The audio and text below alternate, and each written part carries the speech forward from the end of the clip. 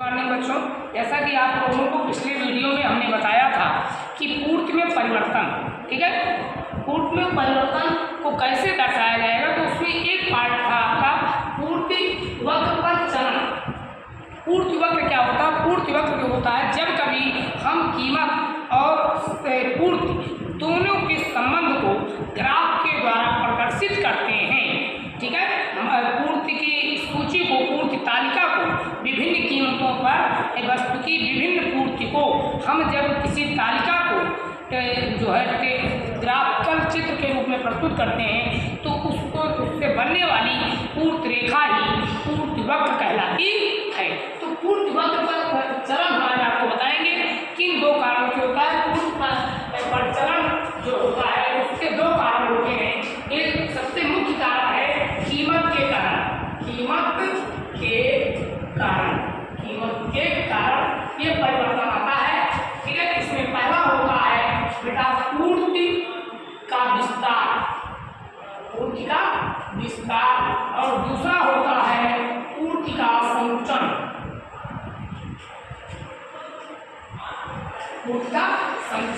ऐसी स्थिति में पूर्ति का विस्तार हम जानेंगे। पूर्ति का विस्तार है क्या?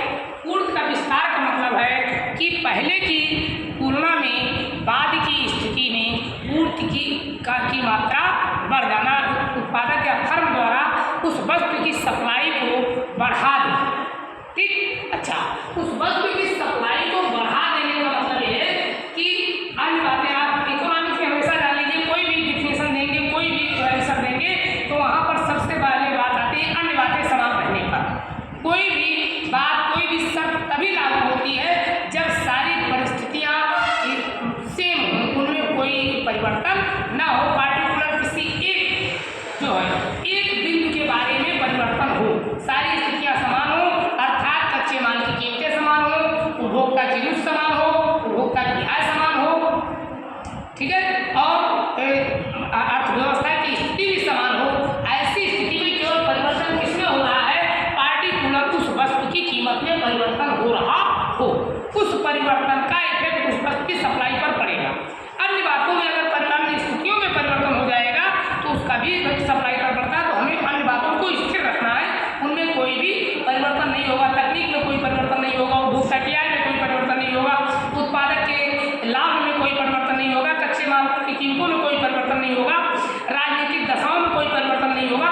केवल परिवर्तन किसमें हो रहा है? परिवर्तन केवल जो है उस वस्तु की कीमत में हो रहा है। तो वस्तु की कीमत में परिवर्तन हो रहा है तो हम एक उदाहरण के द्वारा इसको स्पष्ट करते हैं। पहले हमारा पी है और बाद में हमारी क्या है? सप्लाई है। पहले पी हमारा जो था 10 और सप्लाई हमारी जो थी वो 20 थी। आज हमारा पी जो है वो 15 हो गया और सप्लाई हमारी जो है पी हमारा क्या हो गया? 20 और सप्लाई हमारी हो गई 40, ठीक है। तो सप्लाई 40 हो गई। अब इसको जब हम ग्राफ के द्वारा प्रदर्शित करते हैं तो ये आप देखिए ग्राफ बनाते हैं, ये एक्स अक्ष है और ये वाई अक्ष है, ठीक है। एक्स अक्ष पे हम सप्लाई को दर्शाते हैं और वाई अक्ष पे हम प्राइस को दर्शाते हैं। ऐसी स्थिति में ये हमारा पी जो था 10 था पहले और हमारी सप्लाई जो थी ये क्यू 20 थी। तो ऐसी स्थिति में हमारा जो सप्लाई कर्व बना ये बना, ठीक। अब आगे बात आती है कि कीमत में चेंज के परिणामस्वरूप क्या होता है? कीमत हमारी 20 हो जाती है बढ़कर, तो हमारी सप्लाई भी 40 हो जाती है। ये लास्टिक है पूर्ति, क्योंकि सेम रेशियो में सप्लाई भी बढ़ रही है कीमत के कारण। तो ऐसी स्थिति में हमारे प्राइस P1 हो गया यहाँ पर 20 और हमारी सप्लाई जो है वो 40 हो गई Q1। ऐसी स्थिति में हमारा जो है ये बना और हमारा जो सप्लाई कर्व था, पूर्ति वक्र था, ये देखिए ये ऊपर की तरफ चला गया, ये ऊपर की तरफ जा रहा है। इसको बोलते हैं ये सेस हमारा ई बिंदु से खिसक कर E1 बिंदु तक आ गया। इस स्थिति में हमारा जो इसका मूवमेंट है, जो इसका वेग है सप्लाई कर्व का, पूर्ति वक्र का, ये ऊपर की ओर है। इधर को देखिए अपवर्ड है, ठीक है। इसी को कहते हैं पूर्ति का विस्तार, ठीक है। तो पूर्ति का विस्तार अर्थात पूर्ति हमारी बढ़ रही है कि कीमत के अकॉर्डिंग कीमत भी बढ़ी और पूर्ति भी बढ़ी। समझ में आ गया बच्चों? किसी को कोई डाउट हो तो आप कमेंट में लिखकर पूछ सकते हैं। इसके बाद आगे फिर हम बात करते हैं पूर्व संचल। पूर्व संचल का मतलब है कि पूर्ति में कमी, कीमत के घटने से पूर्ति कम हो जाती है, क्योंकि आप जानते हैं कि कीमत और पूर्ति में धनात्मक संबंध होता है। कीमत अधिक होती है तो सप्लाई भी अधिक होती है, क्योंकि कोई भी उत्पादक आखिर में चाहती है कि वो बढ़ी हुई कीमत पर ज़्यादा माल की सप्लाई देकर ज़्यादा प्रॉफिट कमा ले, और जब कीमत कम होती है तो सप्लाई भी कम देती है, क्योंकि वो सोचती है कि कीमत कम है तो सप्लाई ज़्यादा देने से वो कोई ज़्यादा प्रॉफिट होने वाला नहीं है, तो इसलिए वो भविष्य में कीमत बढ़ने के आशा में सप्लाई को रोक देती है, कम कर देती है। तो कीमत घटने पर सप्लाई भी घट जाती है, क्योंकि दोनों में पॉजिटिव रिलेशनशिप है, ठीक है। हम इसको भी एक उदाहरण समझते हैं। ये हमारा पी है, ये क्यू है। हमारी पहले सप्लाई क्या थी? 15 थी, तो हमारी सप्लाई 30 थी। आज हमारा क्या हो गया? ये 10, ठीक है। आज हमारी प्राइस कितना हो गई? 15 थी, तो हमारी सप्लाई थी 30 यूनिट, और आज हमारी प्राइस 5 हो गई, तो हमारी सप्लाई 10 हो गई। इसको हमें ग्राफ के द्वारा परिवर्तित करेंगे। पुनः हम यह अक्ष पे हम सप्लाई को दिखाएंगे और वाई अक्ष पर हम जो है प्राइस को दिखाएंगे, प्राइस, और यहाँ क्वांटिटी यह अक्ष पे।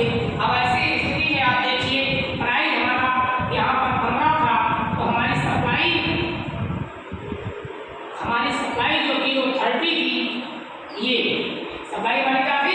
30 यूनिट थी, 30 यूनिट थी, और ऐसी स्थिति में हमारा प्राइस कम होकर के 5 हो गया, तो हमारी सप्लाई भी कम हो गई, अर्थात ये Q से Q1 हो गई, P से P1 हो गई। ऐसी स्थिति में हमारी सप्लाई कहाँ पहुँच गई? यहाँ पहुँच गई, ठीक। पहले हमारा जो कर्व था ये था, तो आज हमारा कर्व जो है ये देखिए नीचे की तरफ बढ़ गया, ठीक है। तो ये सब जो सप्लाई कर्व है, पूर्ववत है, ये देखिए इसका मूवमेंट जो है वो नीचे की तरफ, इसका मूवमेंट किस तरफ है? नीचे की तरफ है, चलन वेग नीचे की तरफ है। तो जब भी आपको प्रश्न में पूछे पूर्ति वक्र पर चलन वेग से आप क्या समझते हैं?